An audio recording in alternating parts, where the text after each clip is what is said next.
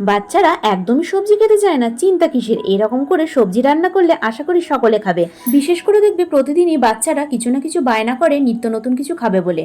তখন তোমরা এরকম করে সব রকম সবজি দিয়ে এই রেসিপিটি খুব সহজেই বানিয়ে ফেলতে পারো। এই রেসিপিটি বানানোর জন্য আমি এখানে সবজির মধ্যে নিয়েছি গাজর, টমেটো, ক্যাপসিকাম, পেঁয়াজ, ধনেপাতা আর কাঁচা লঙ্কা।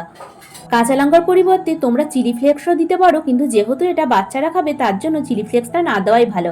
আর ঝালটাও ঠিক পরিমাণ অনুযায়ী দেবে।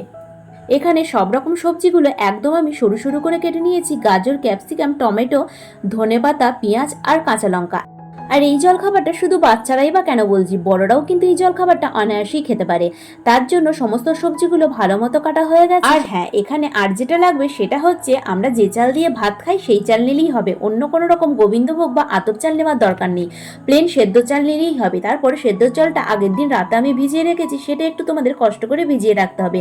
তারপর ভালো করে সকালবেলা চালটা ধুয়ে নিয়েছি। চালটা মিক্সিং গ্রাইন্ডারে দিয়ে একটা সেদ্ধ করা আলু দিয়ে সমস্ত চালের সাথে আলুটা একটা মিহি পেস্ট করে নেব।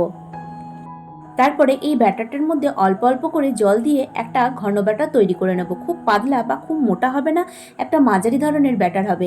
তারপর একে একে গাজর কুচি, ধনেপাতা কুচি, পেঁয়াজ কুচি, লঙ্কা কুচি, টমেটো কুচি সমস্ত কিছু দিয়ে দেব। সাথে দিয়ে দেবো পরিমাণ মতো নুন, চিনি আর একটু দিয়ে দেবো কাশ্মীরি লঙ্কা গুঁড়ো। এটা আমি কালারের জন্য দিয়েছি, তোমরা না চাইলে নাও দিতে পারো। আর অন্য কোনো মশলাতে লাগবে না। তারপর সমস্ত সবজিগুলো এই ব্যাটারটার সঙ্গে ভালো মতো মাখিয়ে নেব। খুব সহজভাবে এবং খুব তাড়াতাড়ি এই জলখাবারটা তোমরাও বাচ্চাদের জন্য বানিয়ে দিতে পারো। হ্যাঁ, শুধু একটু কষ্ট করে আগের দিন চালটা একটু ভিজিয়ে রাখবে, এটাই আর কি। তারপর এতে আমি দিয়ে দেবো একটু কোচানো আদা আর দিয়ে দেবো চিনি।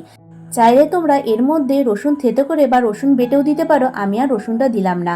আর এখানে নিয়ে নিয়েছি টক দই। টক দইটা আগে থেকে ভালো মতো ফেটিয়ে নেব, তারপর টক দইটা দিয়ে দেবো। টক দইটা দেওয়ার কারণে এতে কিন্তু একদমই বেশি পরিমাণে তেল লাগবে না। তারপর সমস্ত কিছু ভালো মতো ফেটিয়ে নিয়ে একটা ঘন ব্যাটার তৈরি করে নেব। ব্যাটারটা একদম তৈরি হয়ে গেলে লাস্টে একদম দিয়ে দেবো বেকিং সোডা। তারপর সমস্ত কিছু ভালো মতো নেড়েচেড়ে নিয়ে 15 মিনিট মতো ঢাকা দিয়ে রাখবো। যদি তোমাদের হাতে টাইম না থাকে তাহলে ঢাকা না দিলেও হবে। এদিকে গ্যাসে চাটু বসিয়ে দেবো। চাটুটা গরম হয়ে গেলে একটু তেল দিয়ে দেবো। তেলটা চারিদিকে ভালো মতো ছড়িয়ে দেবো। একটা ডাবু হাতার সাহায্যে ব্যাটারটা নিয়ে গোল গোল আকারে দিয়ে দেবো। একদিক ভালো মতো ভাজা ভাজা হয়ে গেলে আর একটা দিক উল্টে দেবো। এরকম করে দুদিক ভালো মতো লাল লাল করে ভেজে নেব। এটা খেতে যেমন নরম তেমনি টেস্ট। একবার করলে কিন্তু বারবারই খেতে ইচ্ছা করবে। এরকম করে বাকি ব্যাটার দিয়েও আমি এরকম চালের রুটিগুলো তৈরি করে নেব। এইরকম গরম গরম তৈরি হয়ে যাওয়ার পর বাচ্চার সামনে যে কোনো সস দিয়ে হোক বা যে কোনো চাটনি দিয়ে হোক একবার মুখের সামনে ধরে দেখবে, তারা গরম গরমই খাবে। আর একটা কেন, একটার জায়গায় তারা 2-3টে খেয়ে নেবে। আর আমার মনে হয় এরকম করে জল খাবার করলে তাদের সবজিটাও খাওয়া হবে আর পেটও ভরবে। এবার তোমরা ঝটপট করে এটা বানিয়ে নাও আর বাচ্চাদের খাইয়ে অবশ্যই কমেন্ট করে জানাও যে খেতে কেমন হলো।